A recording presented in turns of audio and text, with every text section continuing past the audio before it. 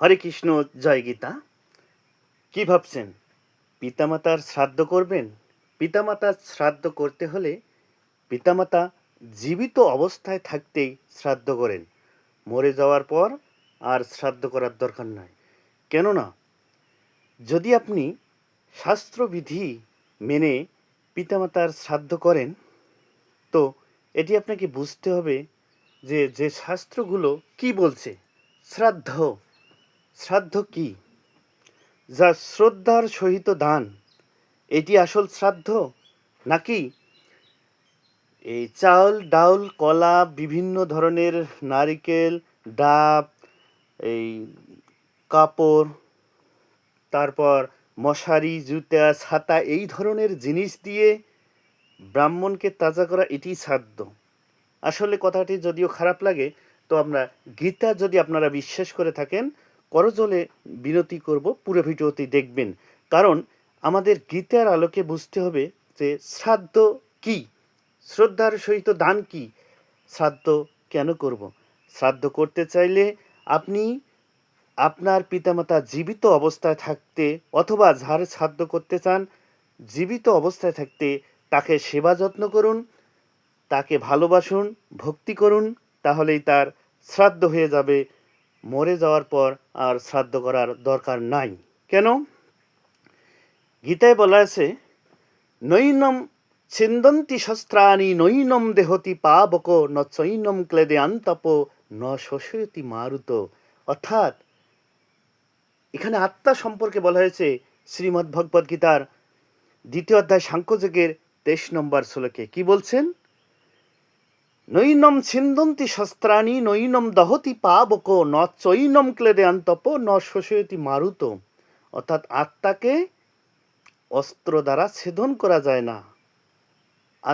কি করা যায় না? অগ্নি ইহাকে দগ্ধ করিতে পারে না, জল ইহাকে আর্দ্র করিতে পারে না, অর্থাৎ ভিজাইতে পারে না, এবং বায়ু ইহাকে শুষ্ক করিতে পারে না, অর্থাৎ শুকাইতে পারে না। অর্থাৎ এটা কি? অজ নিত্য শাশ্বত পুরানো মণি। এটা হচ্ছে অজ, নিত্য, এর কোনো জন্ম নেই, মৃত্যু নেই। আত্মা কখনো ক্ষয় নেই, বৃদ্ধি নাই, এ জন্মে না, মরে না। তাহলে আপনি আপনার পিতা মারা গেলে, মাতা মারা গেলে, আপনার পিতা মাতার শান্তির কামনায়, মানে আত্মার শান্তির কামনায় আপনি শ্রাদ্ধ করেন। যে আত্মা কখনো কষ্ট ভোগ করতে পারে না, সে শান্তি ভোগ করতে পারবে কি রকমে, কিভাবে? যদি আত্মাকে কষ্ট দেওয়া না যায়, অর্থাৎ একে অস্ত্র দ্বারা যদি ছেদন করা না যায়, অগ্নি দ্বারা যদি পোড়ানো না যায়, অর্থাৎ তাকে যদি কষ্ট দেওয়া না যায়, তাহলে তাকে সুখ দিতে পারবেন কিভাবে, শান্তি দিতে পারবেন কিভাবে? তাকে শান্তি দেওয়ার একটাই উপায়, বেঁচে থাকতে আপনার পিতামাতার সেবা করুন, বেঁচে থাকতে আপনার পিতামাতাকে ভরণ পোষণ দিন, বেঁচে থাকতে আপনার পিতামাতাকে ভক্তি করুন, সম্মান করুন, শ্রদ্ধা করুন, তাহলেই শ্রাদ্ধ সম্পূর্ণ হয়ে যাবে। অযথা মৃত্যুর পর এই শ্রাদ্ধ, যেটিকে আমরা কুসংস্কারের আওতায় নিয়ে আসব, এটি করা যাবে না, করার কোনো দরকার নেই। আপনার মাকে আপনি বেঁচে থাকতে কষ্ট দিয়েছেন, খেতে দেননি, বেঁচে থাকতে অপমান করেছেন, আর মরে গেলে শ্রাদ্ধ নামে ঠাকুরকে ব্রাহ্মণকে তাজা করতেছেন, লোক দেখানো আনুষ্ঠিকতা, কোনো দরকার নাই। হ্যাঁ, মরে যাওয়ার পরও শ্রাদ্ধ করবেন, ঠিক আছে, নিষেধ নাই, কিন্তু বেঁচে থাকতে যে শ্রাদ্ধ, এটি আপনাকে করতে হবে আগেই। বেঁচে থাকার শ্রাদ্ধটা আগে করুন, তারপর। কেন নয়, বলা হয়েছে জাতস্য হি ধ্রুব মৃত্যু ধ্রুবং জন্ম মৃত্যুস্য চ তস্মাদ অপরিহার্যতে ন তম শোচিতুম অর্হসি। অর্থাৎ যার জন্ম হয়েছে তার মৃত্যু অবশ্যম্ভাবী, এবং যার মৃত্যু হয়েছে তারও জন্ম অবশ্যম্ভাবী। কোথায় বলা আছে? গীতা 2য় অধ্যায় সাংখ্যযোগের 27 নম্বর শ্লোকে দেখবেন, যার মৃত্যু হয়েছে তার জন্ম অবশ্যম্ভাবী, এবং যার জন্ম হয়েছে তারও মৃত্যু অবশ্যম্ভাবী। তাহলে অযথা আমরা কেন দক্ষ শোক করব? অর্থাৎ আরও একটা বলা আছে, বাসাংসি জীর্ণানি অথা বিহায় নবানি গ্রানাতি নরহ পরাণি তথা শারীরানি ইয়াতি সংয়াতি নবানী দেহি, অর্থাৎ মানুষ যেমন পুরাতন বস্ত্র পরিধান মানে ত্যাগ করে নতুন বস্ত্র পরিধান করে, আত্মাও সেই রকম এখন আমার শরীরে আছে, তাই আমি জীবিত আছি। যখন আমার শরীর থেকে বেরিয়ে যাবে তখন কি হব? আমি মৃত হয়ে যাব। এখন মূলত আমরা শ্রাদ্ধ করি আত্মার শান্তির কামনায়। আত্মাটা আমার এখান থেকে, আমার এই শরীর থেকে বেরিয়ে যাওয়ার পর অন্য একটি শরীরে যাবে। কোথায় যাবে? যেই জন্মান্তর বিশ্বাস করেন, তাহলে কি 84 লক্ষ জনি ভ্রমণ করতে, অর্থাৎ 84 লক্ষ জনিতে তার জন্মগ্রহণ করতে হবে। কখনো বৃক্ষরাজি, কখনো পশু পাখি, কখনো কীট পতঙ্গ, মশা, বিভিন্ন প্রকার বানরকুল, মনুষ্যকুল, এই ধরনের কুলগুলো তাকে জন্মগ্রহণ করতে হবে। এখন আমার এই আত্মাটা যখন আমার দেহ থেকে বেরিয়ে যাবে, আমার দেহটাকে আপনারা পুরাবেন, পুরানোর পর দেহ শেষ, থাকলো কি? আত্মা। তো আত্মা যেহেতু কি জাতসী ধ্রুব ধর্ম মৃত্যুচ্ছ, যার জন্ম হয়েছে তার মৃত্যু অবশ্যম্ভাবী, যার মৃত্যু হয়েছে জন্ম অবশ্যম্ভাবী।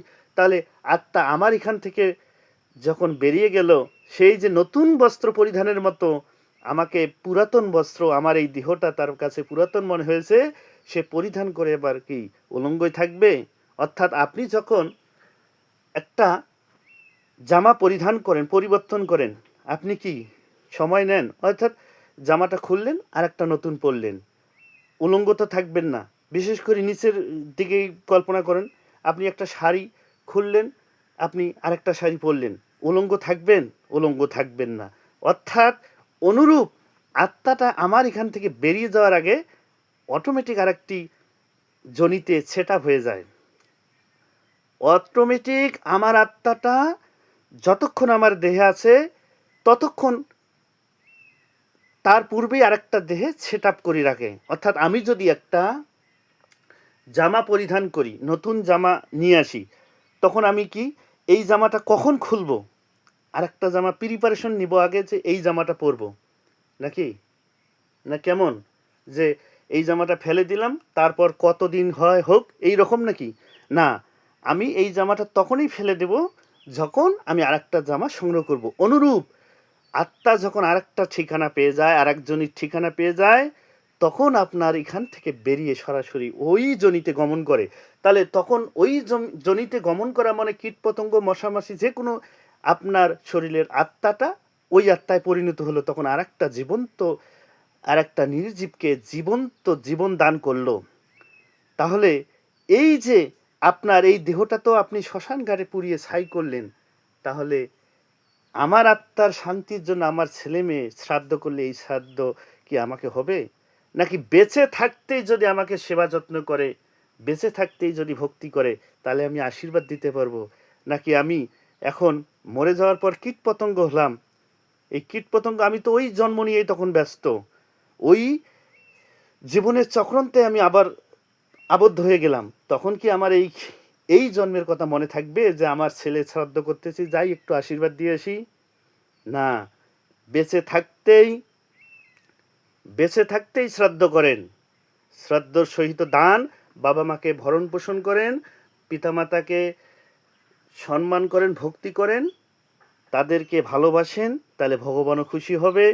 আমার কথা ভুল ভ্রান্তি হলে অবশ্যই ক্ষমা সুন্দর দৃষ্টিতে দেখবেন, তবে একবার ভেবে দেখবেন কথাটা কি সত্য নাকি মিথ্যা। আর গীতায় রেফারেন্স দিলাম, গীতা ভালো করে পড়বেন। হরে কৃষ্ণ, জয় গীতা। হরে কৃষ্ণ কৃষ্ণ কৃষ্ণ হরে হরে, হরে রাম রাম রাম হরে হরে।